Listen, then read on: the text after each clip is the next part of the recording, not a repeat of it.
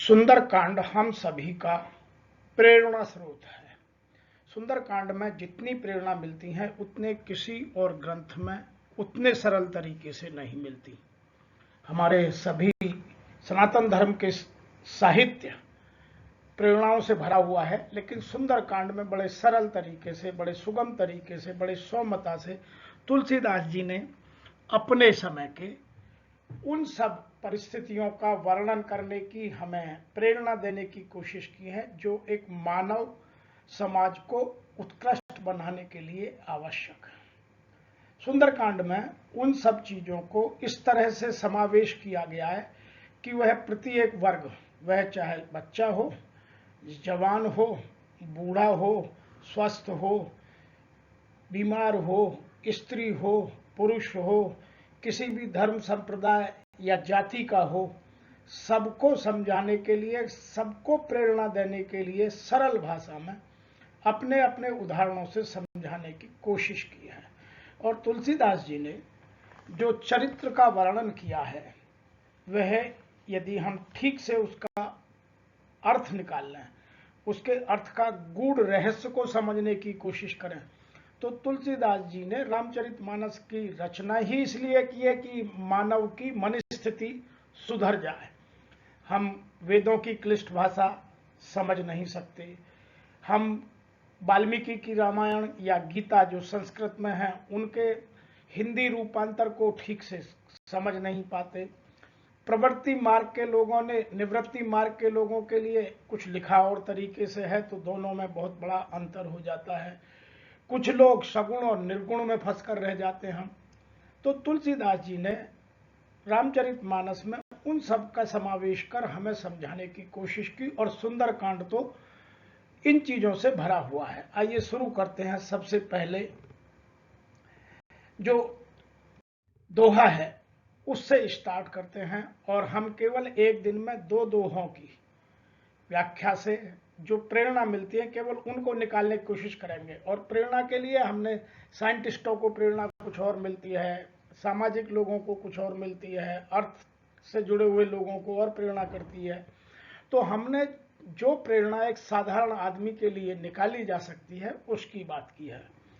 मैं या मेरी संस्था जब भी हम इस तरह के प्रोग्राम करते हैं तो वहाँ जिस तरह की आवश्यकता होती है उस तरह के उदाहरणों और उस तरह की व्याख्या के शब्दों का चयन करते हैं। तो यहाँ सबसे पहला जो आज का इससे हमारे लिए मतलब निकलता है वह है युवा शक्ति और अनुभव का समन्वय।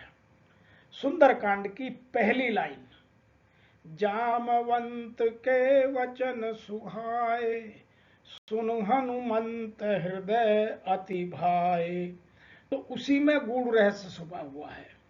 क्योंकि जामवंत यहाँ वृद्ध समाज का प्रतिनिधित्व कर रहे हैं और हनुमान युवा समाज का प्रतिनिधित्व कर रहे हैं। तो जिस समाज में बुजुर्गों के एक्सपीरियंस का, उनके अनुभव का यूटिलाइजेशन युवा शक्ति अपने उद्धार के लिए करती है, उस समाज में सदैव प्रसन्नता, उत्कृष्टता, वैभव, शांति बनी रहेगी। तो यहाँ हमें तुलसीदास जी ने यह समझाने की कोशिश की है कि प्रत्येक घर में, प्रत्येक समाज में, प्रत्येक ऑर्गेनाइजेशन में युवा वर्ग को अपने जो सीनियर हैं, अपने जो बुजुर्ग हैं, उनके अनुभव को ठीक से सुनना, समझना और अपने हित में प्रयोग करना चाहिए। यह केवल हनुमान जी और जामवंत जी के बीच का संवाद नहीं है, यह संवाद है युवा शक्ति और हमारे जो बुजुर्ग हैं, हमारे जो घर के वृद्धजन हैं, उनका जो अनुभव है, उनके बीच को समझाने की कोशिश की गई है। और यदि जिस समाज में या जिस घर में इनका आदर होता है, युवा अपने बुजुर्गों का आदर करते हैं, उनके अनुभव का सम्मान करते हैं, उसको लेकर अपने एक एक चीज को आगे बढ़ाते हैं, तो वहां वैभव रहता है। ऐसा प्रयास बाबा तुलसीदास जी ने हमें इस लाइन से समझाने की कोशिश की है। दूसरा उदाहरण लेते हैं, और इसके साथ साथ और मैं बहुत सारी बातों का यहाँ वर्णन करना चाहूँगा कि यदि हम अपने हिसाब से इन चीज़ों को ठीक से समझते चले जाएं तो उनका सबको फायदा होगा, सबको लाभ होगा। दूसरी बात जो मैं कहना चाह रहा हूं, युवा शक्ति और अनुभव का समन्वय समाज को, उद्योग को, राष्ट्र को उत्कृष्ट बनाता है। बुजुर्ग लोग अपने अनुभव को अगली पीढ़ी को पूर्णतः स्थापित करने का प्रयास करने लगते हैं। समाज में सुख, शांति, नूतनता, उत्पादकता और कार्यकुशलता का निरंतर उत्तरोत्तर विकास होने लगता है। सफलता अनुभव से मिलती है और अनुभव असफलताओं से मिलता है। तो जो बुजुर्गों ने असफलता करके अपना अनुभव कमाया है, उसका फायदा यदि युवा शक्ति बिना गलती करे उन अनुभवों का लाभ ले ले तो 3 फायदे होंगे। एक तो समय की बचत होगी, और जो धन का अपव्यय है वह बचेगा, और जो समाज में कटुता आ जाती है, संबंधों में बिगड़ाव हो जाता है, उसका फायदा होगा। अब दूसरी हम बात करते हैं जो सुंदरकांड में बहुत गहराई से हमें समझाने की कोशिश की है कि हम जो भी काम करें उसे पूर्ण उत्साह के साथ करें। क्योंकि हनुमान जी ने जो भी काम किया, आप पूरी रामचरितमानस में हनुमान जी के चरित्र को जहां भी देखेंगे, उनके उत्साह में, उनकी उमंग में, उनके जोश में कहीं कमी नहीं है। उनकी क्रिएटिविटी बिल्कुल अलग है, उनका भाषा पर नियंत्रण, उनका व्याकरण पर नियंत्रण अलग है। तो जो उत्साह से काम करते हैं उस काम में सफलता अवश्य मिलती है। तो यहाँ हनुमान जी ने कैसे काम किया, समझने की बात है। यह कही नाई सबऊ कहे माथा, चलेऊ हरस ही धरि रघुनाथा। सिंधु तीर एक भूधर सुंदर, कौतुक कूद चढ़े ऊपर। बार बार रघुवीर संभारी, तर के पवन तने बल भारी। जहि गिरि चरण देई हनुमंता, चले सुगा पाताल तुरंता।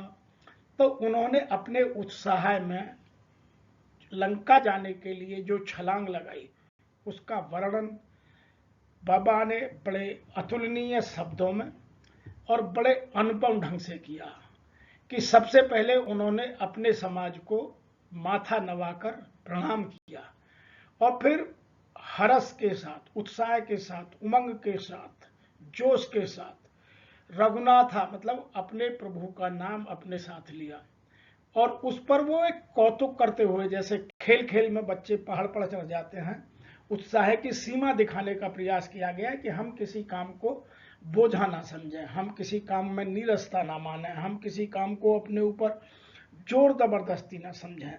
जब तक हम कोई काम उत्साह से, उमंग से करेंगे तो उसका परिणाम कुछ अलग ही होगा। एक बात यहां मैं और भी कहना चाहता हूं कि कुछ लोग अपने पैशन को अपने प्रोफेशन से जोड़ देते हैं। वह उत्साह का सबसे बढ़िया उदाहरण है कि आप अपने पैशन को ही अपने प्रोफेशन से जोड़ दीजिए, और जब ऐसा हो जाता है तो फिर आपके जो रिजल्ट आते हैं, जो परिणाम आते हैं, वह बहुत अच्छे आते हैं। तो हमें सुंदरकांड का यह दोहा हनुमान जी के माध्यम से यह भी संदेश देता है कि हम जो भी काम करें उसे पूर्ण उत्साह, उमंग, जोश और अपनी सामर्थ्यताओं के साथ करें तो उसके परिणाम अच्छे ही होंगे। तीसरा जो इससे हमें संदेश मिलता है वह मिलता है, हम सदैव सक्सेस जोन में रहें, कभी भी कंफर्ट जोन में ना जाएं। जो लोग हमेशा कंफर्ट जोन में रहते हैं वो जीवन में कभी कोई महान काम नहीं कर पाते, और उसके लिए यहाँ हमें समझाने की कोशिश की गई है। हनुमान तहि पर साकर पूर्ण कीन प्रणाम, राम काज कीने बिनु मोय कहाँ विश्राम। तो यह प्रकरण कुछ इस तरीके से है कि समुद्र के ऊपर से जब छलांग लगाकर लंका की ओर हनुमान जी जा रहे थे, तो बीच में मैनाक पर्वत और गोल्डन टेम्पल, उसकी भी कहानी है।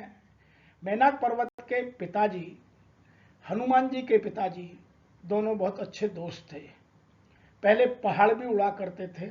जब पहाड़ों के पर काटे जाने लगे, क्योंकि पहाड़ जहां गिरते थे तो वहां प्रकृति का नाश होता था, मानवता का नुकसान होता था, तो पहाड़ों को यह कहा गया कि या तो आप अपना एक जगह स्थिर हो जाइए, अन्यथा कहीं जाके छुप जाइए। तो मैनाक समुद्र में जाके छुप गए थे। तो जब उनको ये बोला गया कि तुम्हारे दोस्त का बेटा राम काज के लिए इधर से उधर जा रहा है, तो आप उसको थोड़ी देर आराम करा दो, तो उन्होंने हनुमान जी से कहा कि आप आइए, कुछ देर यहाँ विश्राम कीजिए और फिर आगे जाइए। तो हनुमान जी क्योंकि कभी भी कंफर्ट जोन में जाते ही नहीं थे, हनुमान जी तो सदैव सक्सेस जोन में ही काम करते हैं। तो उन्होंने कहा कि नहीं, मैं तो प्रभु आपको नमन करता हूं, आप मेरे पूजनीय हैं, आप देवतुल्य हैं, और मैं जब तक प्रभु श्री राम का काम नहीं कर लूंगा तब तक मैं विश्राम नहीं करूंगा। इसका अर्थ यह निकलता है कि जब तक हम अपने लक्ष्य को पूर्ण ना अचीव कर लें तब तक हमें आराम के विषय में सोचना नहीं चाहिए। लेकिन विडंबना यह है कि हम अधिकतर कंफर्ट जोन में रहते हैं, सक्सेस जोन में जाना ही नहीं चाहते। तो सुंदरकांड का यह पहला दोहा हमें यह बताता है कि हमें सक्सेस जोन में काम करना चाहिए, कभी भी कंफर्ट जोन में नहीं रहना चाहिए। यदि कंफर्ट जोन में रहेंगे तो क्या क्या नुकसान होंगे, मैं आपको यहां बताने की कोशिश करता हूं कि आराम क्षेत्र से बाहर निकलकर ही मानव विकास कर पाता है। हम नूतनता मीन्स क्रिएटिविटी तभी ला सकते हैं जब आराम क्षेत्र से बाहर आकर सफलता के लिए मेहनत, लगन और निष्ठा से काम करें। जैसे आपने देखा होगा, कंफर्ट जोन के लिए मैं एक और कहानी सुनाता हूं। जब तितली अपना बच्चा पत्ते के पीछे अंडा छुपा देती है, लार्वा छुपा देती है, और वह जैसे जैसे बड़ा होता है, तो जब उसमें बच्चा निकलने को होता है तो बच्चा अंदर से बहुत मेहनत करता है और वो छोटा सा छेद उसमें बना पाता है। यदि आप उसको उस छेद से बिना मेहनत के अपने एफर्ट से बाहर निकाल दें तो वह तितली का बच्चा मुश्किल से 1 या 2 मिनट उड़ेगा, उसके बाद जमीन पर गिर जाएगा और मर जाएगा, क्योंकि उसके पंख मजबूत नहीं होते। जब वह उस छेद में से निकल रहा होता है तो वह अपने शरीर से उन पंखों को मजबूत करने के लिए इतना प्रेशर देता है कि पंख के कोने कोने तक उसके जो रक्त का प्रवाह है वो पहुंच जाता है और उसके पंख इतने मजबूत हो जाते हैं कि वह फिर आराम से अपने पूरा जीवन, वह भले ही चाहे 15 दिन का हो या 3 महीने का हो, तितली का कोई बड़ा जीवन तो होता नहीं है, उतने दिन जी सकता है। तो वह उदाहरण भी हमें यह एग्जाम्पल देता है कि हम अपने सदैव कंफर्ट जोन को छोड़कर सक्सेस जोन में रह के काम करें, तभी हम मजबूत, तभी हम निडर, तभी हम साहस और तभी हम सफलतापूर्वक काम कर पाएंगे। आगे चलते हैं, जो हमारी चौथी शिक्षा हमें मिलती है। इसमें एक प्रसंग आता है कि जब हनुमान जी लंका पार कर जा रहे थे तो रास्ते में उनको सुरसा मिलती है। अब सुरसा कौन है यह भी समझना आवश्यक है। सुरसा है सर्पों की माता। सुरसा की 3 विशेषताएं सबसे बड़ी हैं। सुरसा जब भूख लगती है तो अपने बच्चों को खा जाती है, मतलब उसमें दया नाम की चीज होती नहीं है, कटुता इतनी होती है। दूसरी, सांप का मुंह वो जितना चाहे उतना बड़ा कर सकता है, क्योंकि उसके भोजन का या उसके आहार का साइज उसे पता नहीं होता है। वो जो पकड़ता है उस हिसाब से अपने मुंह को खोलता चला जाता है और उससे अपने आहार को ग्रहण करता है। तो सुरसा को जब भेजा गया तो सुरसा को भेजने के पीछे भी 2 और कारण थे कि सुरसा एक तो अपने आप में चतुर थी, निडुर थी और कृपण थी। तो उसको भेजा गया कि आप जाइए और ये हनुमान जी ने जो छलांग लगाई है, राम काज के लिए लंका जा रहे हैं, आप थोड़ा ठीक कर चेक कर लीजिए कि हनुमान जी इस काम के लिए योग्य पुरुष हैं भी, उनकी कॉम्पिटेंसी है भी या नहीं भी। तो सुरसा जब उनसे मिलती है तो उनसे कहती है कि मैं तो तुम्हें खाऊंगी, मुझे आज भोजन मिला है, मैं तुम्हें खाऊंगी। तो हनुमान जी कहते हैं कि नहीं माता, मुझे आप प्रभु श्री राम का काम करने दो, और जब वो काम खत्म हो जाएगा तो मैं लौट कर आऊंगा और आप तब मुझे खा लेना। तो वह नहीं मानती है, तो दोनों के बीच बहस हो जाती है, और हनुमान जी बार बार कोशिश करते हैं कि किसी तरह से अपने आगे की ओर बढ़ा जाए, लक्ष्य की प्राप्ति में लगा जाए। इस तरह की व्यर्थ की बातों में, वाद विवाद में, बहस में फंसने से कोई लाभ नहीं है। तो सुरता अपना एक योजन का मुंह बढ़ाती है, जोजन भरते ही बदनु पसारा, कपितनु कीन दुगन विस्तारा, सोरह जोजन मुख ते ठयऊ, तुरत पवन सुत बातिस भयऊ, जस जस सुरसा बदनु बढ़ावा, तास दून कपि रूप दिखावा, सतजोजन तेहि आनन कीना, अति लघु रूप पवन सुत लीना। तो जैसे ही सुरसा ने एक योजन का मुंह बनाया तो हनुमान जी 2 योजन के हो गए, ताकि उनको पकड़ ना सके। तो सुरसा ने तुरंत ही अपना मुंह 16 योजन का कर लिया, तो हनुमान जी ने अपने आप को 32 का कर लिया। तो जिस तरह से सुरसा अपने बदन को बढ़ाती, मुंह को बढ़ाती, हनुमान जी उतने बढ़ाते हैं।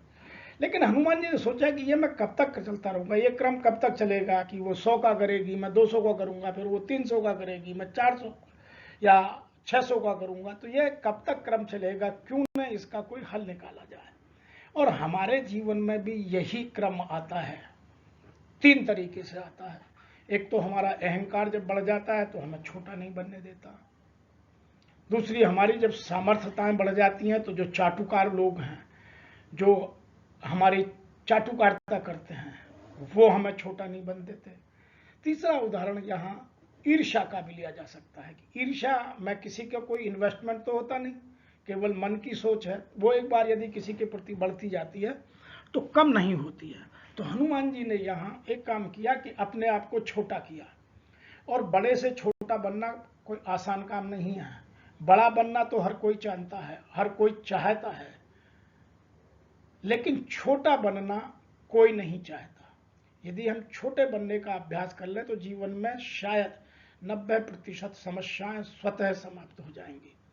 और हमें अपनी सामर्थ्यताओं को बढ़ाने पर ध्यान देना चाहिए, और सामर्थ्यताओं पर आप कम पर ध्यान दे सकते हैं जब हमारे अंदर विनयशीलता हो। तो हनुमान जी ने अपनी विनयशीलता का परिचय देते हुए अपना छोटा मुंह कर, अपना आकार छोटा कर, सुरसा के बड़े मुंह में घुसकर और बाहर निकल आए, और उससे कहा कि अब तो माता मैं आपके मुंह से बाहर निकल आया, आपका जो काम था वह हो गया, अब आप मुझे जाने दीजिए।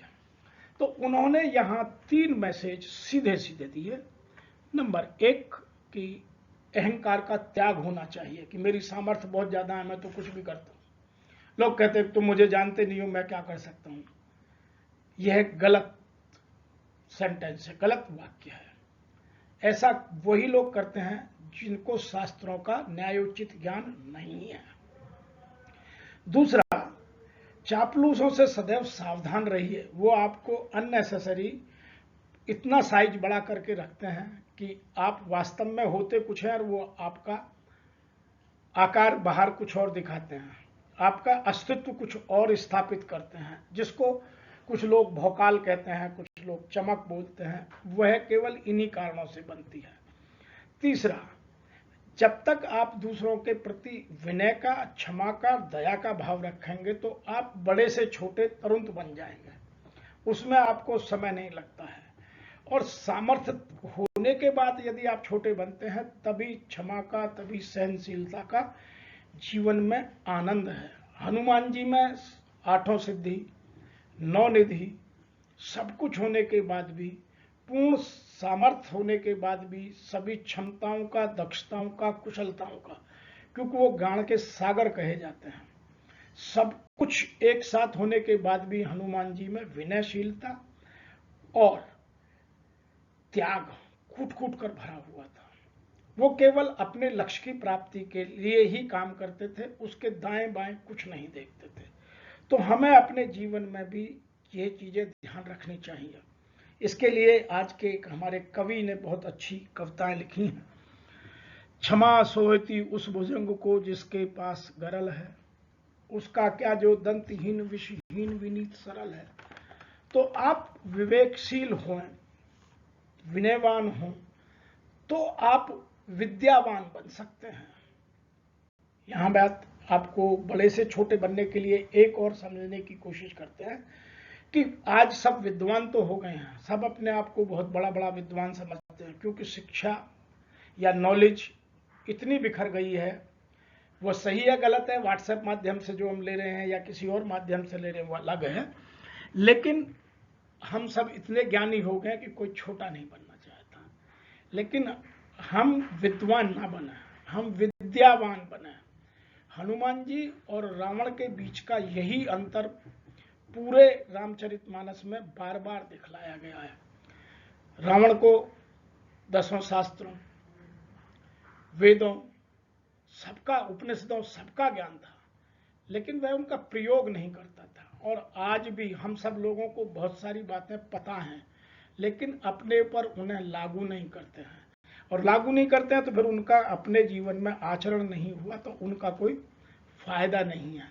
इसीलिए हमें सुंदरकांड का यह जो प्रकरण है सुरसार हनुमान जी वाला, यह सिखाता है कि हमें बड़े से छोटा होना जीवन में सीखना चाहिए। और जब हम बड़े से छोटा बनना सीख लेंगे तो कोई विपत्ति हमारे लक्ष्य को पाने से हमें नहीं रोक सकती। इसीलिए हमें अपने जीवन में सदैव इस तरह के जितना मेरा ज्ञान है, जो जानकारी है, उसका अपने जीवन में, अपने व्यवहार में पालन करना आवश्यक है। जानने से ज़्यादा आप 10 की जगह 2 बातें जानिए, लेकिन उसको अपने व्यवहार में पालन कीजिए। हम बचपन से पढ़ते आते हैं कि सत्य बोलना सबके लिए जरूरी है, लेकिन फिर भी झूठ बोलते हैं।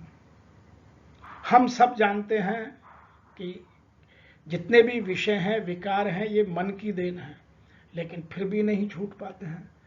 तो जो आज का समस्या है वह यह है कि लोगों को ज्ञान तो है, लेकिन ज्ञान को लोग विज्ञान नहीं बना रहे हैं। ज्ञान का मतलब है यह जान लेना कि यह क्या है, और विज्ञान का मतलब है पा लेना। हम सब ज्ञान को ज्ञान तक ही रखते हैं, हम विद्वान बन गए हैं, लेकिन विद्यावान नहीं बन रहे हैं। तो हमें हनुमान जी के इस प्रकरण से यह भी सीखना चाहिए। इसीलिए बाबा तुलसीदास जी ने लिखा है हनुमान जी के लिए विद्यावान, उन्होंने विद्वान नहीं लिखा। हम अगला जो आज का हमारा 5वां सीख है उसकी बात करते हैं कि हम अपने जीवन में आई बाधाओं से समझदारी से निपटें। जो सुरसा और हनुमान जी का जो प्रकरण है वह हमें यह भी सिखाता है कि हमें यदि समझदारी है, जैसा हनुमान जी ने एक तो बहस नहीं की, जब सुरसा ने अपना 32 योजन का मुंह किया तो उन्होंने बड़ा किया, लेकिन मौका मिलते ही अपने आप को छोटा बनाकर उनके मुख में जाकर वापस आकर माफी मांगकर और अपने आगे चलने का प्रोग्राम बना लिया। उससे सुरसा की भी संतुष्टि हुई और उनका भी अपना फायदा हुआ। और विद्यावान वही है जो शत्रु को भी मित्र बना ले। आपकी भाषा, आपके व्यवहार की मर्यादा इस तरह की होनी चाहिए कि हम शत्रु को भी अपना मित्र बना लें। आज इस सूचना और तकनीकी के युग में हम सब इतने ज्यादा उलझ गए हैं कि हम जो समझदारी का स्तर है, जो विजडम का लेवल है, वो हम खोते जा रहे हैं। हम विवेकहीन होते जा रहे हैं, विवेक शून्य बनते जा रहे हैं, लेकिन ज्ञान बहुत है। तो हमें अपने विवेक का पालन कर, इन चीजों को समझकर अपने जीवन को उज्जवल, उत्कृष्ट और संतुष्टि से भरा बनाना है। नंबर 4 बात है शंका रहित विचार रखने हैं। हनुमान जी के मन में कभी कोई शंका नहीं आती थी। उन्होंने सुरसा को देखा तो कोई उनके मन में शंका नहीं हुई, क्योंकि जब भी हमारे अंदर खुद की शंका, अपने जो स्वयं की शंका है, वो इतना डर कर देती हैं कि वो हमारे आत्मविश्वास को हिला देती हैं। और यदि एक बार आत्मविश्वास किसी आदमी का हिल गया तो फिर वह उस काम को कर नहीं पाता।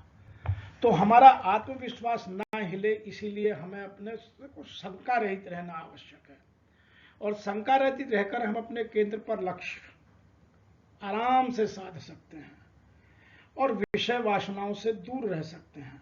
और यदि हम में ये सब आ जाएगा तो हमारे अंदर निडरता, साहस, शौर्य अपने आप पैदा हो जाएगा। और जब इन चीजों का समावेश आता है तो कोई भी हमारा शत्रु बनने से बचेगा। यहां सुरसा ने भी हनुमान जी को यही आशीर्वाद चलते चलते दिया कि राम काज सब करहूं, तुम बल बुद्धि निधान, आशीष देह गई सो हरस चले हनुमान।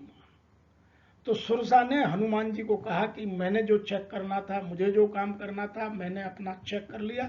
आपकी सारी कॉम्पिटेंसीज, आपकी सारी क्षमताएं, दक्षताएं, कुशलताएं, योग्यताएं, विधाएं, सब कुछ परिपूर्ण है और आप अब जाइए और आप सारे काम कीजिएगा। उन्होंने केवल एक काम नहीं, लंका जाकर माता सीता का पता लगाना, इसकी चर्चा हम आगे जब सुंदरकांड के और दोहों की व्याख्या करेंगे तो यहाँ राम काज सब करे हूं, सब क्यों बोला, इसका मतलब भी आपके साथ साझा करेंगे। उसको समझने के लिए थोड़ा इंतजार करें। तो जो शत्रु को भी अपना मित्र बना ले, वह ज्ञान केवल हनुमान जी से सीखा जा सकता है, हर किसी के पास नहीं है।